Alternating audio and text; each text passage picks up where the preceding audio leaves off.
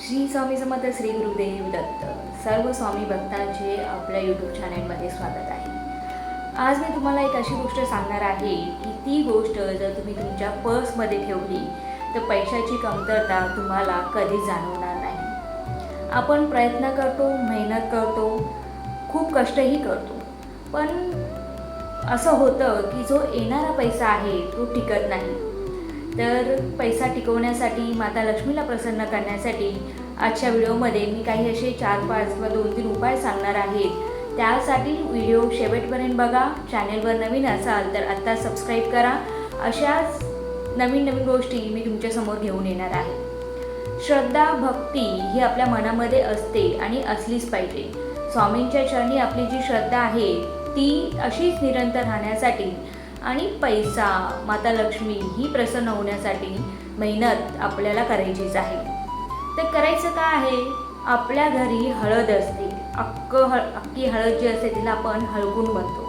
ते हळकून तुम्हाला घ्यायचं आहे, अख्खं घ्या, छोटंसं घ्या, साईजमध्ये अख्खं घ्या आणि हे हळकून तुम्हाला लाल रंगाच्या कपड्यामध्ये किंवा पिवळ्या रंगाच्या कपड्यामध्ये स्वच्छ तो कपडा घ्या, चौकणी बांधून घ्या आणि तो आपल्या पर्समध्ये किंवा तिजोरीमध्ये तुम्हाला ठेवायचा आहे। कधी ठेवायचा आहे? गुरुवार किंवा शुक्रवार या 2 दिवशी तुम्हाला हळकून घ्यायचं, रुमाला त्या कपड्यामध्ये बांधायची आणि आपल्या तिजोरीमध्ये ठेवून द्यायचं आहे। हळकूनच का? कारण की आपल्या शास्त्रामध्ये हळकूनला खूप महत्त्व आहे। जेव्हा एखाद्या मुलाचं लग्न होतं तेव्हा आपण हळद करतो, हळद लावतो। त्याच्यानंतर शुभ समारंभ असेल किंवा हळदी कुंकू असेल तर हळदीला हे सगळ्यात महत्त्वाचं किंवा सुवासनीचं लेणं असं म्हणतात। त्यामुळे माता लक्ष्मीला प्रिय असलेली हळकून तुम्हाला आपल्या पर्समध्ये ठेवायची आहे। याच्याने काय होतं, आपली श्रद्धा, शक्ती, सकारात्मक दृष्टिकोन जो आहे तो बदलण्याचा वेळ येते आणि जेव्हा आपण एखाद्या गोष्टीकडे पॉझिटिव्ह वेने बघतो त्यावेळेस आपल्याला संधी आणि मार्ग उपलब्ध होतात। त्याचप्रमाणे घरामध्ये तुम्हाला स्वच्छता ठेवायची आहे। जर तुमचं घर विखुरलेलं आहे, विखुरलेले म्हणजे कपाट असतं, तिथे कपडे कसेही आपण वापरतो, कोंबतो, लिटरली कोंबतो। ज्यावेळेस आपण दरवाजा उघडतो तर सगळी कपडे आपल्या अंगावर पडतात। त्या असं करू नका। कपड्यांना सुद्धा मी नेहमी सांगते की पर्सनॅलिटीमध्ये जर तुम्ही चेंजेस केले, पॉझिटिव्हपणा जर तुमच्या पर्सनॅलिटीमध्ये आला तर माता लक्ष्मी 100% आपल्याकडे असते। तर कपडे स्वच्छ धुवा, घडी करा, इस्त्री करा आणि प्रॉपर त्या कपाटामध्ये तुमचा जो दिवाणखाना जे काय आहे त्याच्यामध्ये प्रॉपर ठेवा। त्याचप्रमाणे आपल्या घरातल्या प्रत्येक ठिकाणी ही स्वच्छता असली पाहिजे। कुठे जाळं लागलं असेल, कुठे कचरा असेल, काही जणांना सवय असते की घर म्हणजे त्यांना कचरापेटी वाटते।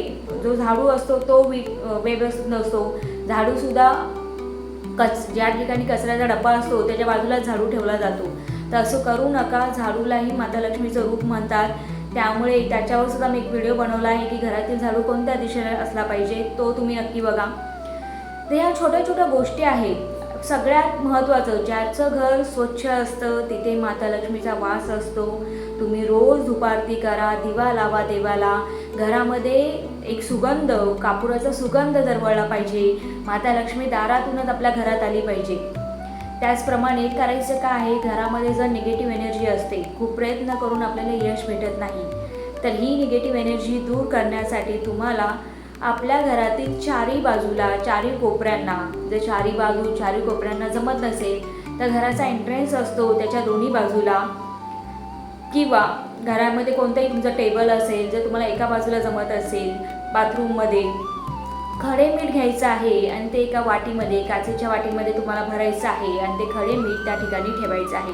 मिठामुळे सुद्धा निगेटिव्ह एनर्जी दूर होते आणि माता लक्ष्मीचा वास आपल्या घरी राहतो। तर माता लक्ष्मी घरात आली पाहिजे, टिकली पाहिजे, त्याच्यासाठी छोटे उपाय करा आणि प्रत्येक पुरुषाने आणि स्त्रीने आपलं पर्स, आपलं पाकीट हे स्वच्छ ठेवा। त्याच्यामध्ये कोणतेही अनपेड बिल्स आहेत ते ठेवू नका। कोणताही तुटलेला काही कागद असेल तो ठेवू नका, तो बाहेर काढा। माता लक्ष्मीचा एक फोटो आपल्या पर्समध्ये पाहिजे। त्याचप्रमाणे मी मगाशी सांगितलेलं हळकून हे सुद्धा आपल्या पर्समध्ये पाहिजे। छोटे उपाय आहेत, करून बघा। ह्याच्याने बेनिफिट होतो, 100% होतो। आज केला म्हणून उद्या बेनिफिट होत नाही। प्रत्येक गोष्टीसाठी वेळ लागतो, पण एक दिवस मात्र आपल्या सगळ्या इच्छा पूर्ण होतात आणि त्याचा इफेक्ट आपल्याला जाणवतो। व्हिडिओ आवडला असेल तर अशाच नवीन व्हिडिओसाठी चॅनलला आत्ताच सबस्क्राईब करा आणि कमेंटमध्ये लिहायला विसरू नका। श्री स्वामी समर्थ, श्री गुरुदेव दत्त.